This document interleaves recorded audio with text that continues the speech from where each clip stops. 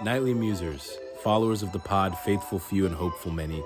This is Anchor by Spotify. If you haven't heard about it, it's the easiest way to make a podcast. It's the very platform that allows me to give you what I give you on the nightly. So let me explain. Anchor has tools that allow you to record and edit your podcast right from your phone or computer. And it gives you the ability to distribute your podcast on listening platforms like Spotify, Apple Podcasts, and so much more. It's everything you need to make a podcast in one place. And best of all, Anchor is totally FREE free. So here's where you come in. Download the Anchor app or go to anchor.fm to get started. That is ANCHOR.fm to get started. Thank you very much. Peace.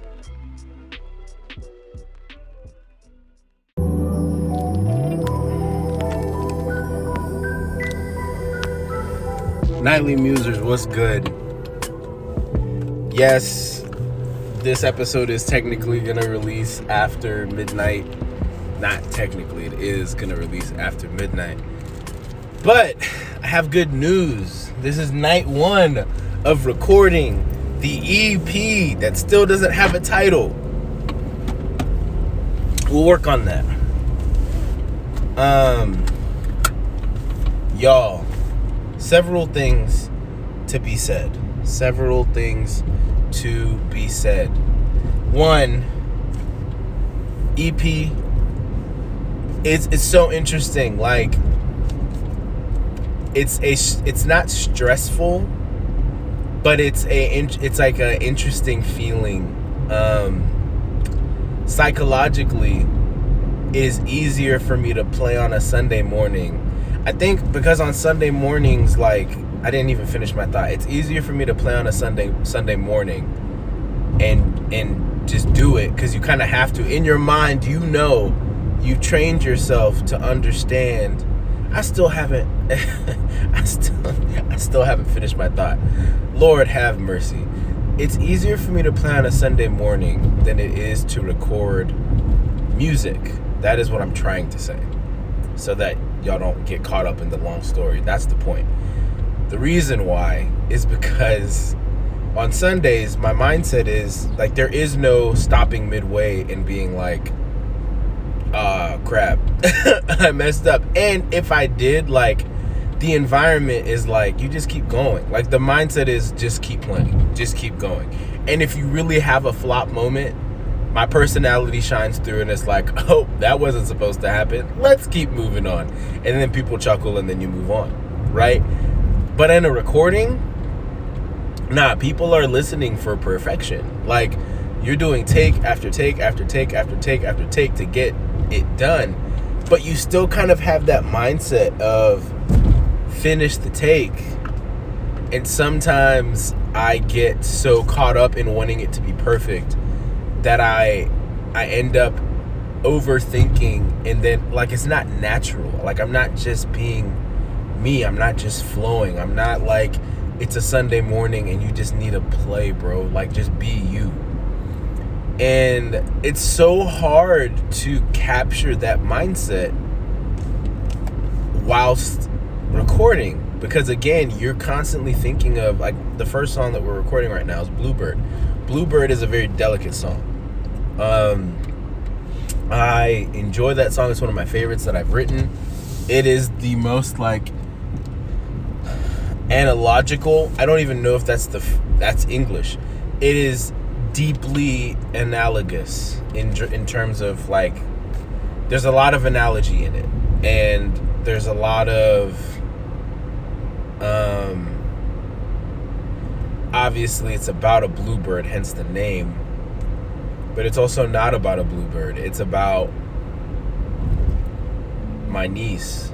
It's about my daughter that I hope to have one day, that when I play this song while she's trying to fall asleep in her crib and I sing it over her and I call her my little bluebird. Like, it's about that, and it's about 8-year-old, 10-year-old, elementary age Kennedy, who was about to become his most insecure self, was already headed that way, or had already made all of the ingredients for the most insecure version of myself. Like, it's me singing over myself. It's me singing over my future. It's me singing over my past. And the people that I love. Do you know that you're beautiful? Do you know that when God made you, he said that you are good? Do you know that he's aware of every picture-perfect feather that captured my gaze? Do you know that your chirps and whistle tones, you acting in your purpose, is praiseworthy? Yeah, I was driving home. I was driving to my host family's house in Mooresville, and I saw this bluebird. I think it was a blue jay, but it could have been, I'm pretty sure it was a blue jay, because there actually is a bird called a bluebird. But anyway, Blue Jay isn't the name of the song. So I saw this bird, and I was just, again, I was captivated by it. And I thought, do the animals know, in the same way that I know that I was created by God? Do animals have a deeper understanding of that? Do they, when the Bible says that even the rocks cry out, like an animal acting in its created purpose, flying, chirping, singing in the morning to wake the world up, the little cockle-doodle-doo that the rooster gives, the crow, the roar of a lion, the purr of a cat, the bark of a dog, the gallop of a horse, the flamboyant arrogance of a pigeon. Not a pigeon, my goodness, a peacock. Man, I was really all artistic, and then I said a pigeon. Pigeons. But even pigeons, like, again, I'm really heavy in the bird mode right now, but like, do they understand that when, I mean, it says it in the Bible, Matthew, I think it's Matthew 6. Paraphrasing, because I'm on the road again. Jireh, the song, if he dresses the lilies in beauty and splendor, if he watches over every sparrow, every bird of the sky, and it doesn't worry about where the food is gonna come from, the grass doesn't worry about the sustenance, the rain falls like clockwork, it comes when needed, and it creates a lush green and a vibrance.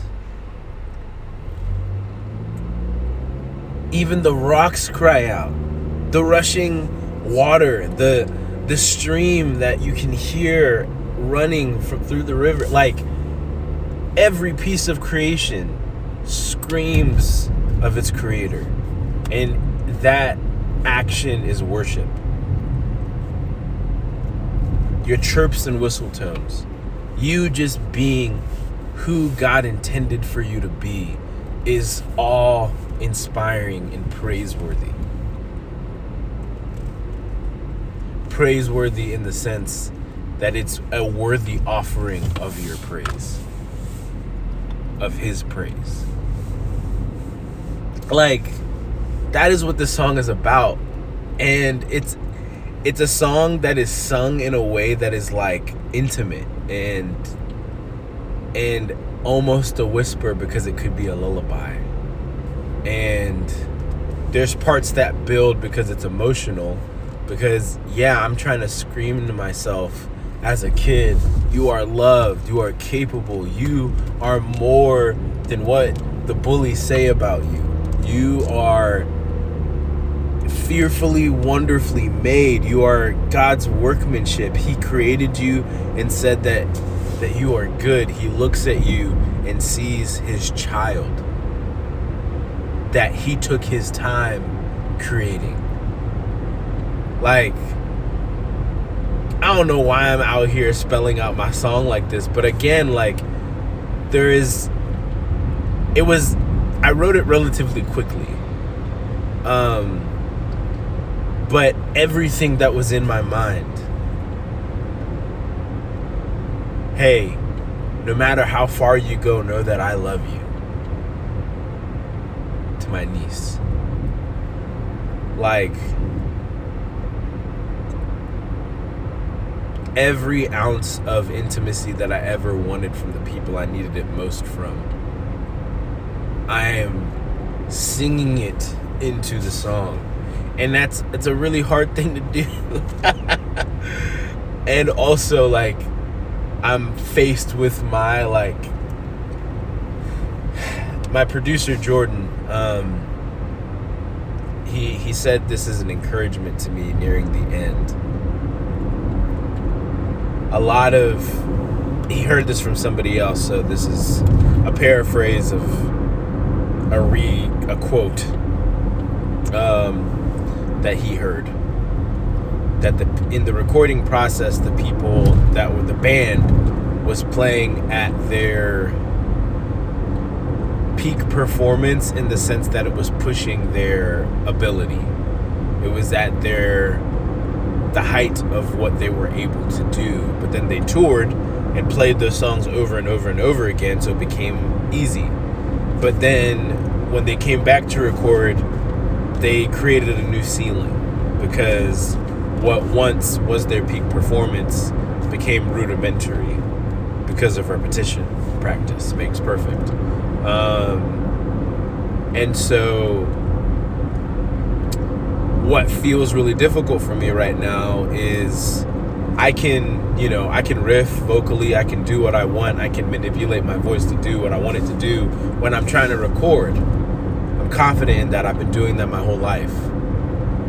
But on a guitar, like, I don't feel that same flow through my fingers that I do with my vocals.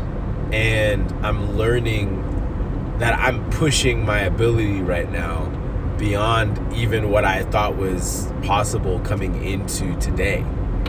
And it's just fun. Like, it's fun and it's good, and it's my first record, but this is gonna be so freaking fun, and I'm doing it, and I feel awesome, and I still worked out today, even though I had a ton of stuff on my docket. Still got in that dang gym, because we ain't making any excuses for ourselves. But let me close this episode by being silly. And also, if you haven't noticed, I think that you finally heard my comfortable voice. Like, this is my not presenting myself, like, this is me right here. Like, when I'm talking to my sisters, this is me. I might have a little bit more of like an accent sometimes, but I feel relatively comfortable. You'll notice that if I've come from something where I'm really comfortable with people, it's easier for me to record a podcast where I talk in my voice. Like, code switching is a thing that we can talk about another time. Some people know what that is. If you don't know what that is, education, it's okay. But anyway, oh Lord, y'all, let me tell you, peanut butter and jelly sandwiches. I'm peanut butter and you are jelly, and we're so happy on our little piece of bread. I remember the first time that I saw you sitting across the cupboard with your other jelly friends, cause you're so sweet and I am chunky. You're low fat, but I'm working on that, cause I'm peanut butter and you are jelly, and we're so happy on our little piece of stuck together. We're so happy on our little piece of bread, peanut butter and raspberry jelly. Anyway, y'all, we did that in middle school. I don't actually remember the lyrics to that song fully. I just sang part of it, but such a fun time. Anyway, we were in, I think, 7th grade. Did that, and it was hype. It was hype.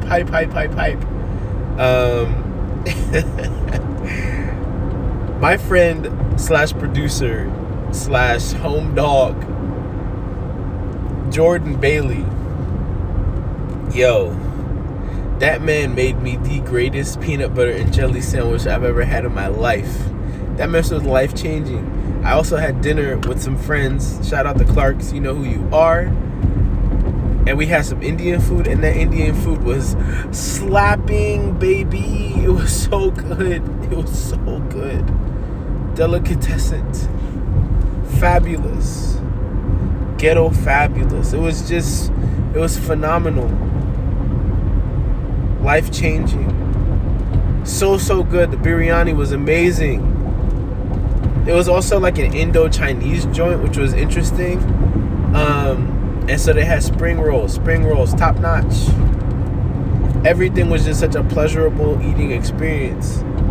They also have these salted caramel chocolate things from Costco. Not a sponsor, but one day I will have a membership because them things are off the chain.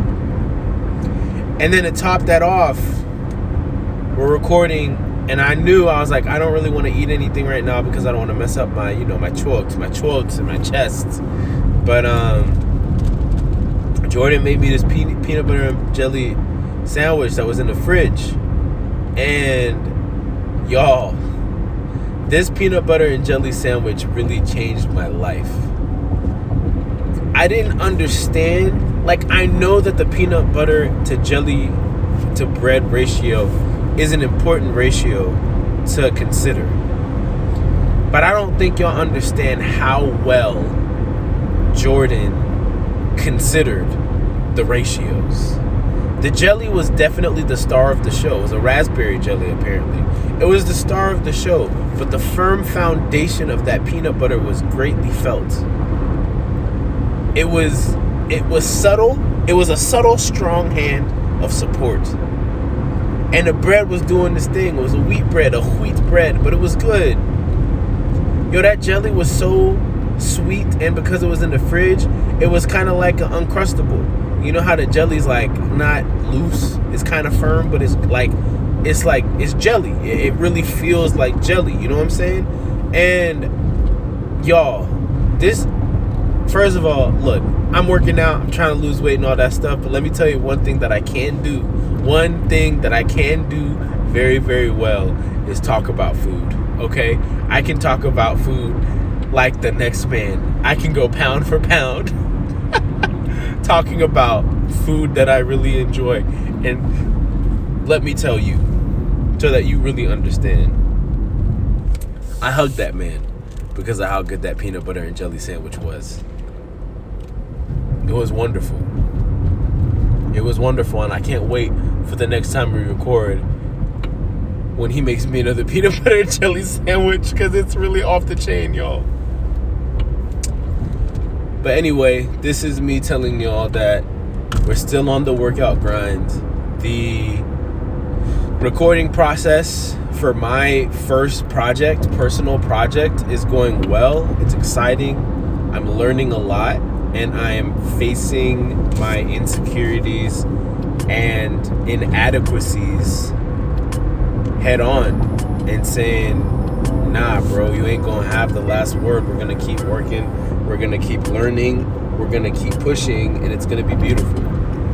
So I'm excited, and onward and upward, baby. Like C.S. Lewis says in Le Chronicles of Narnia. So, I'm your host with the most, doing the most, peacing out, and praising the Holy Ghost. Shout out Low Fly.